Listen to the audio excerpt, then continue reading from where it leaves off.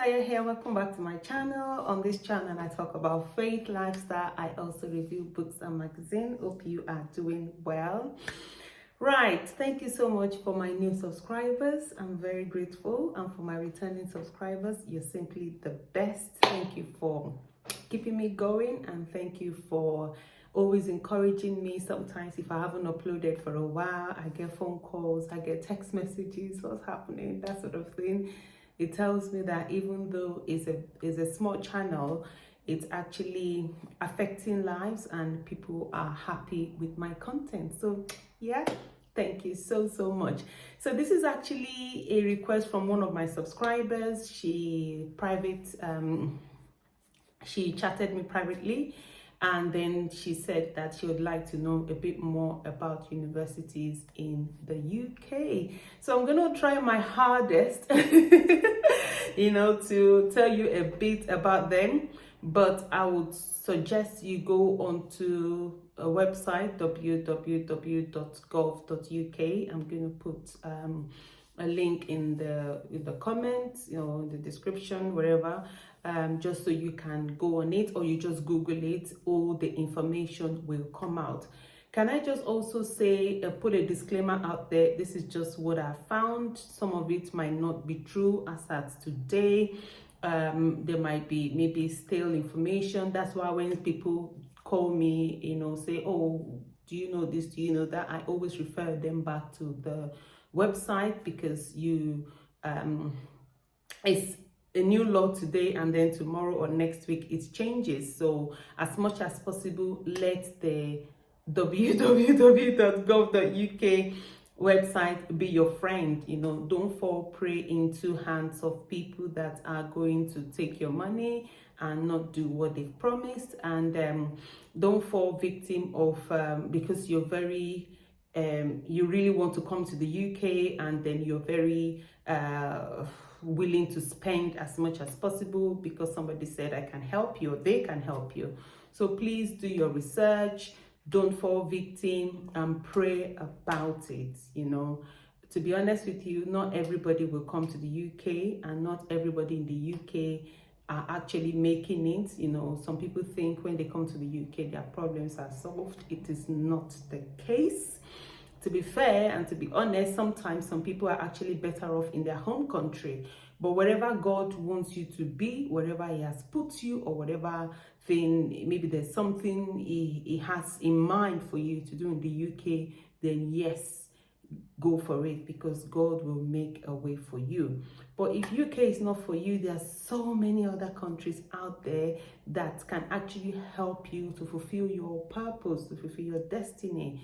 But anyway, today is not about, because I've heard a lot of stories and a lot of people have called me, and it looks like they are very serious. They feel UK is it's like heaven or something. If God gives you the opportunity, yes, and you may say, oh, because she's abroad, that's why. No, it's not because of that. It's because this is where God wants me to be. Okay, where God wants you to be, you will get there. Okay, so don't run ahead of God, and don't be too slow for God. Keep in pace. All right, so back to the university video. The first question you need to ask yourself is, are you coming to do your master's or your BSc, so your bachelor's degree, or your master's, or you're coming for your PhD program? And that would help you to decide which way to go with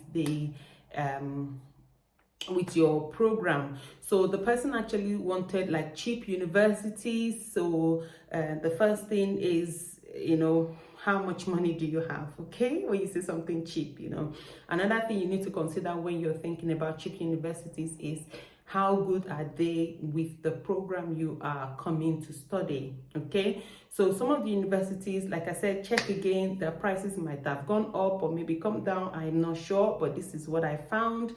You have Bedfordshire University, and at the time I checked, it was £11,500.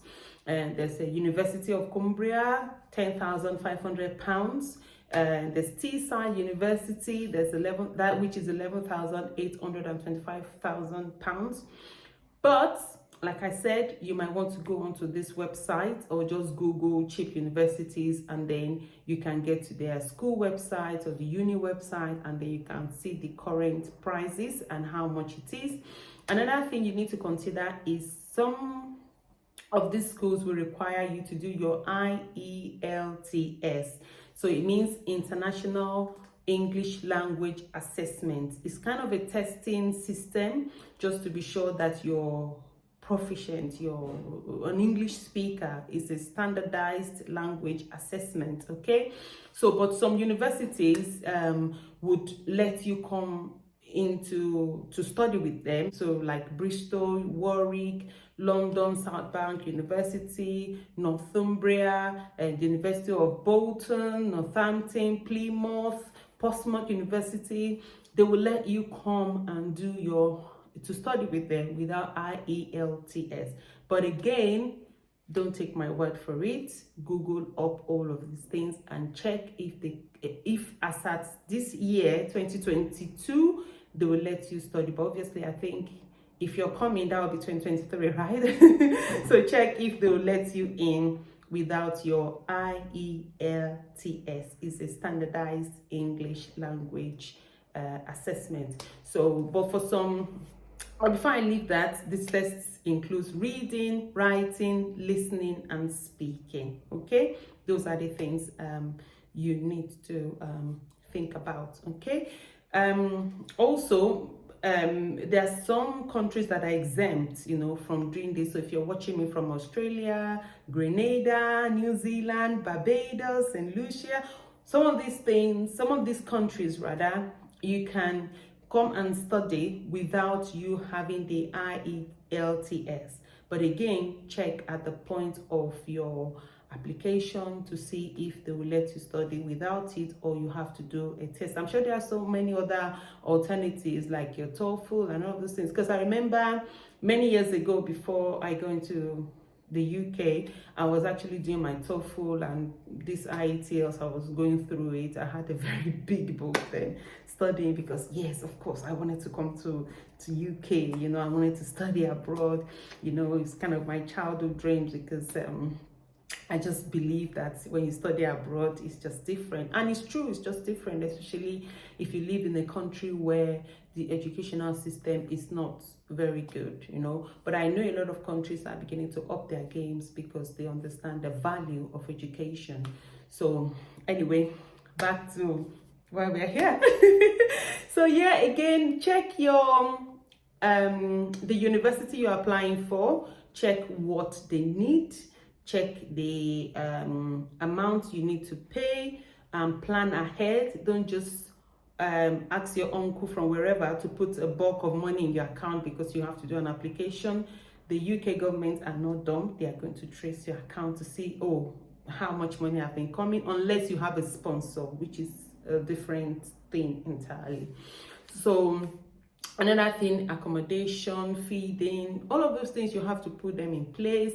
Some of these university places, or when you start studying, sometimes they let you work, maybe part-time. How much work can you do? And also how many hours of work can you do? Okay, so in some cases they might say maybe 20 hours a week. I'm not sure, but I've heard that you can study and work at the same time, because obviously you might need to augment payment for maybe for feeding or for transport. Okay, but check.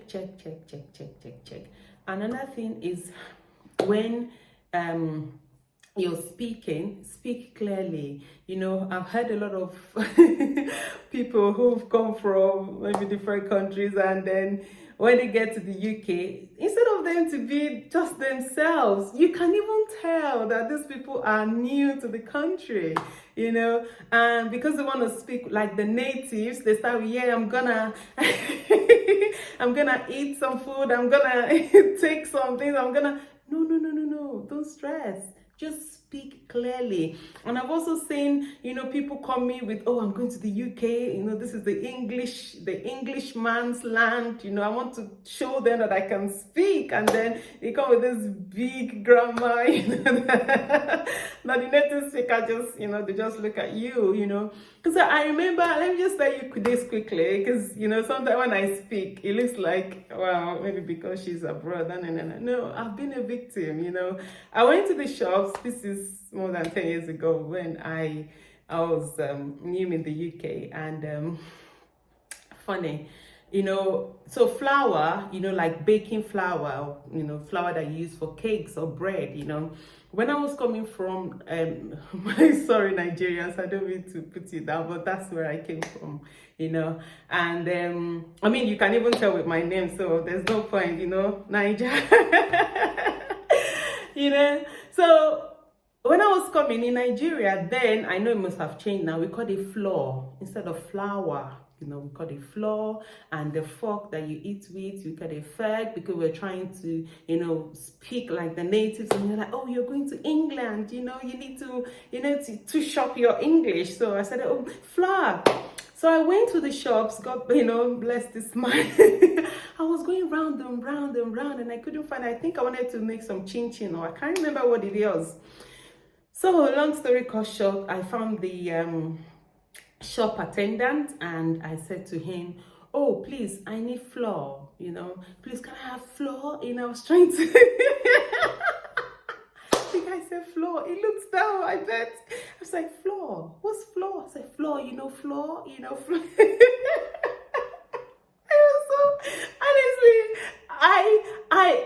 I misled this guy. He had no clue what I was talking about. Like, how can this Englishman not know what a flour means? I'm coming from Nigeria.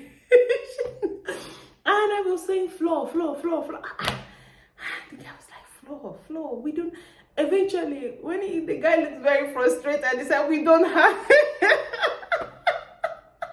We don't have it. So I was like, oh, how can a big shop like this not have flour? So I kept looking around and around, and I think I found it. And I was like, how can this guy tell me he doesn't know what flour means? Anyway, when I got home, I think I must have gone on Google Translator or Google out, because sometimes when you type in how to pronounce, then the words come out. I say, flour. Oh, so it's actually flour, not flour.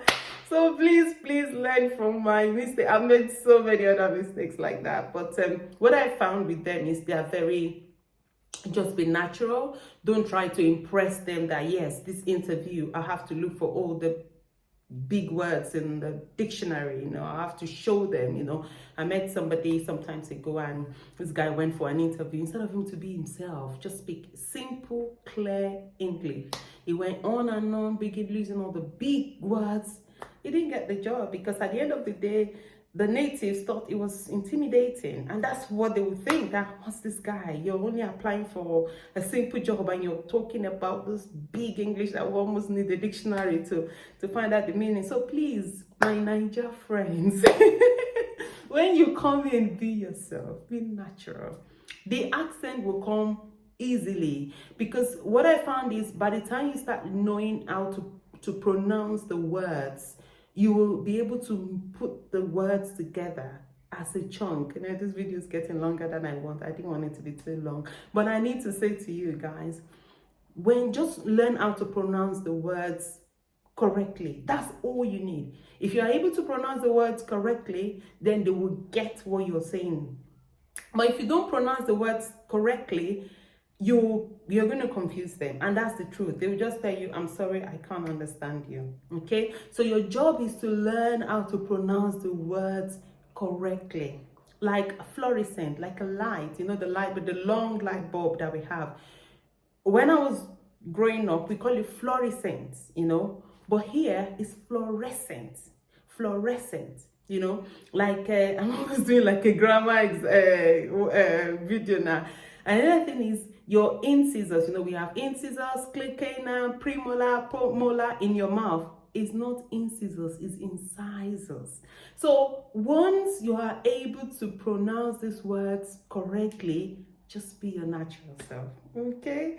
And like I said, where you will get, you will get, okay? And where God has destined for you, it may be like a big problem at the moment. It might look like, oh, how am I ever going to get to that country or get to that place that you've always dreamt of? Don't worry, God will take you there, all right? Don't forget to comment, like, and subscribe. And whatever you do, make sure you keep going, keep moving, and don't stop till I see you next time.